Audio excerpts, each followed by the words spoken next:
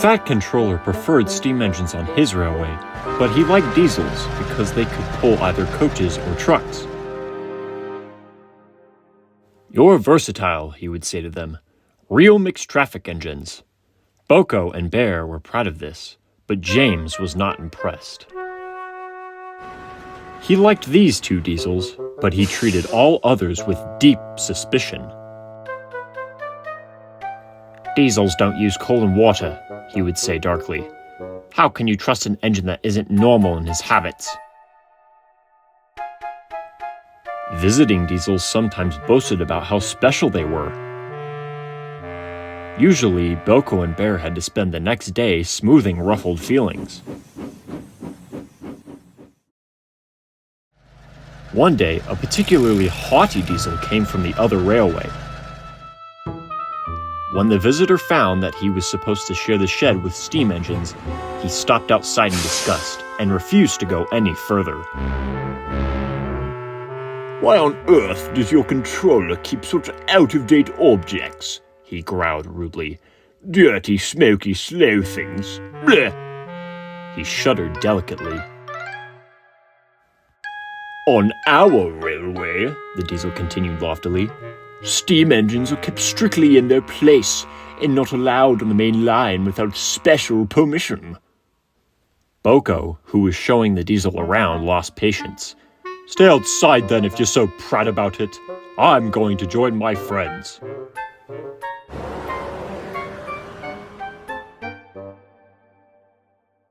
James was upset. "I hope it's cold tonight and he can't start in the morning. At least someone might want to preserve us. Who'd need him? Old stuck-up." The engines were glad when morning came. They went to fetch their trains as early as they could, and the visitor was left all alone.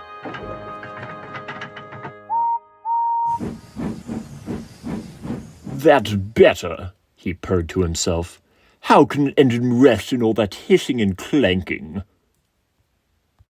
The cleaning supplies were in the part of the shed which Boko and Bear shared. Old Stuck-Up was so full of self-importance that he had forgotten that he'd need cleaning and refueling before he went home. It was getting late when he remembered. "If I go in now while the shed is empty, no one will know I've been." He scuttled forward quickly, too quickly. The rails where Boko and Bear had stood were oily, and when he tried to stop, he couldn't. "Brake blocks and buffers, I'm slipping!"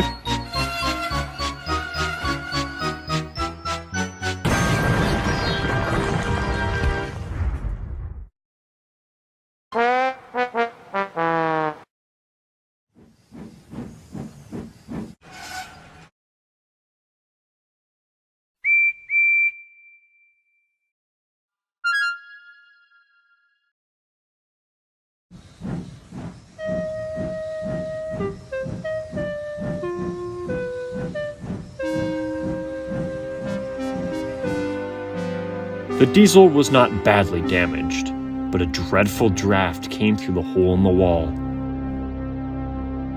When the other engines came home, they heard the story from Douglas, who had cleaned up the mess. "Ho, ho, ho," chortled Henry. "Old Stuck-Up became unstuck, did he? I say, Boko, what is it the Fat Controller calls you?" "Versatile, but that isn't what he called Stuck-Up. I couldn't hear all he said, but I don't think it sounded very polite." The engines laughed, but James was still upset. Good riddance, he got what he deserved. The incident had only furthermore hardened James's opinion on diesels. But that's another story.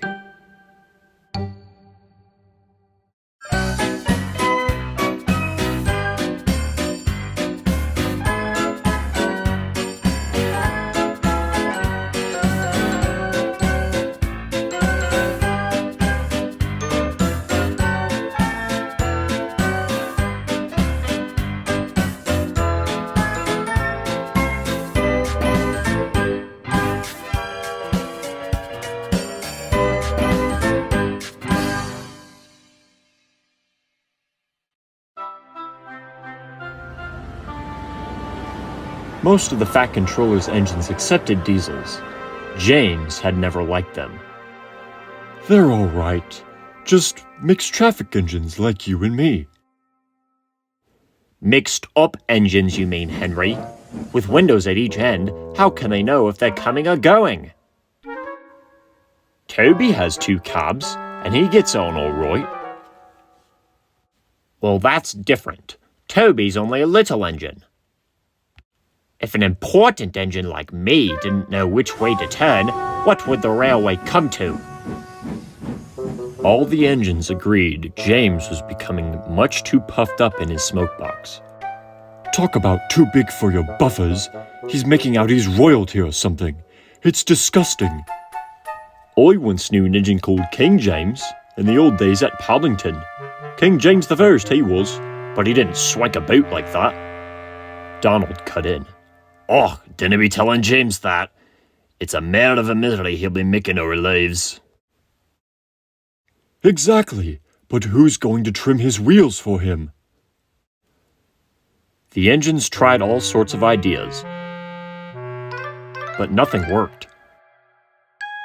James grew so conceited that the others were glad when he was away.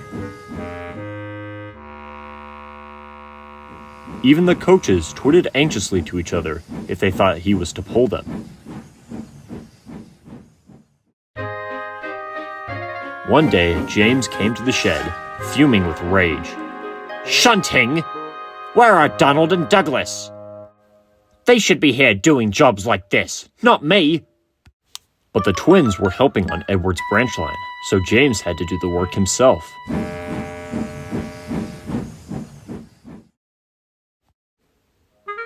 James's train had a long truck called a well wagon. These have bogey wheels at each end, with a low section between them. They are used to carry cars, tractors, and other heavy machinery. The shunting should have been easy, but James was cross and bumped the trucks. Oh, oh, oh, oh, oh! They cried. Some of them slipped their brakes on to spite James. The weather was damp and misty too, so the shunting took a long time. At last, James only had 2 trucks to fetch before his train was ready. Because of the mist, the signalmen sometimes found it hard to see what was happening.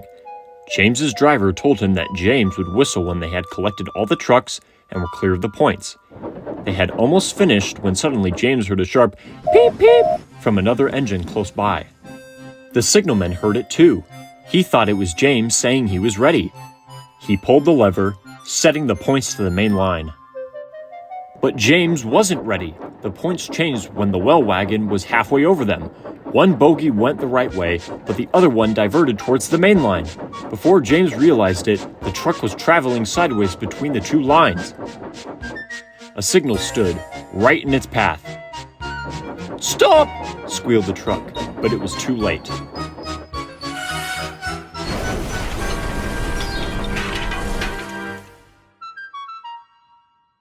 That's torn it, his driver said. The Fat Controller won't like this. And he didn't. He spoke severely about it. This signal was important, and its loss is inconvenient.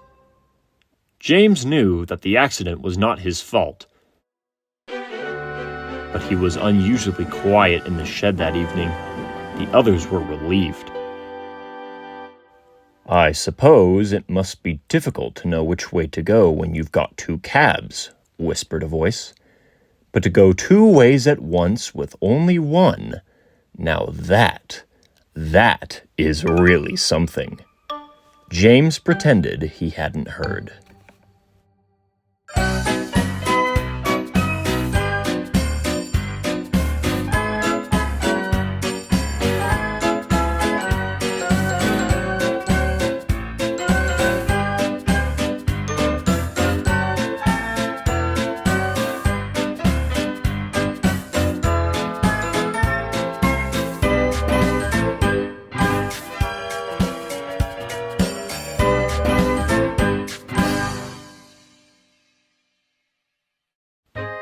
One night in the shed, Gordon was talking with the other engines. Flying Scotsman and my brothers were all green. It was all very well in its way, but now I prefer my blue. It makes me different, you see, and that's very suitable for an important engine like me. Donald and Douglas remembered. The engines on our old line used to be blue, but nae sae dark as we are. Dougie and me never were, though. We had to be black. Henry spoke up. Well, I like my green. I'd hate to be red like James. People would think I was a fire engine. At least people can see me coming. I don't disappear into the background like some engines I can mention. If it wasn't for the noise, you need a yellow and black front like Mavis. Henry's protests were drowned in the laughter of the other engines, and he went to sleep thinking of how to pay James out. Henry was still cross next morning. He pulled into the station and angrily backed down onto the coaches.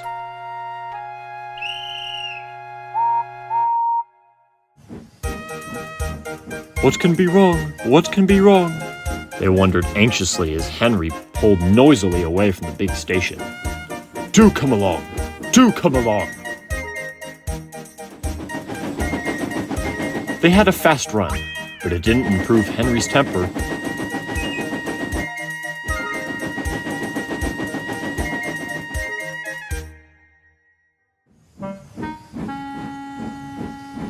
He bumped the coaches when they reached the end of the line, and again when he backed onto them for the return journey. He simmered angrily while the firemen fastened the coupling. No one had noticed a rattle from beneath Henry's footplate as he snorted away. Soon, the train was running well. Hurry! Hurry! Hurry! Faster and faster they went. At last, Henry began to feel better. Suddenly, he heard a crack beneath his cab. "Look out!" shouted the driver.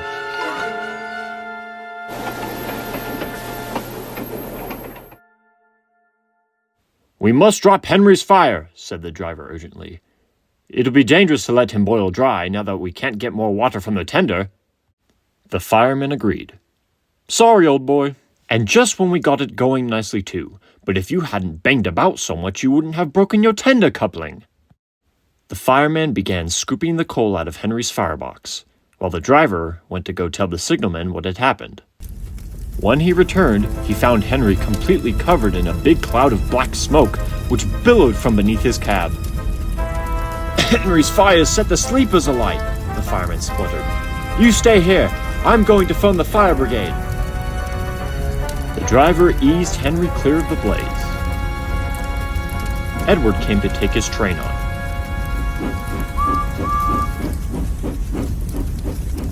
Henry felt most uncomfortable. Workmen made Henry a temporary coupling. They rejoined him to his tender, and then the driver and fireman lit a new fire and gently drove him home. Edward, who had of course seen everything, told the other engines. They were careful about what they talked about that night. But of course, the engines just couldn't help themselves. "Never thought of you's the fire-starting type, Henry." If he loves nature that much, you'd think he'd had more respect for the environment. The engines laughed and laughed. As for Henry, he was touchy on the subject of fires afterwards. The next day, he saw James at the station. Never mind, Henry. Might happen to any engine. I would appreciate if you wouldn't talk about that, James. Oh, don't worry, I won't. But I'm sure from now on you'll stop making rude remarks about the color of fire engines. Henry said nothing. He just seethed angrily.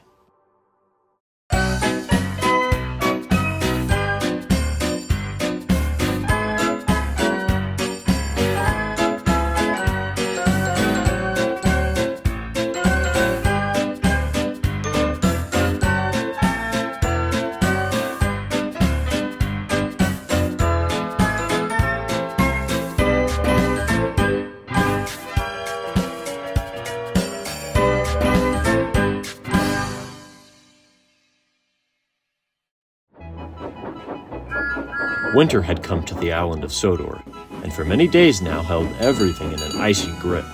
The countryside was frozen hard. Trees were white with frost, and icicles hung from bridges and water columns. Mercifully, there was little snow.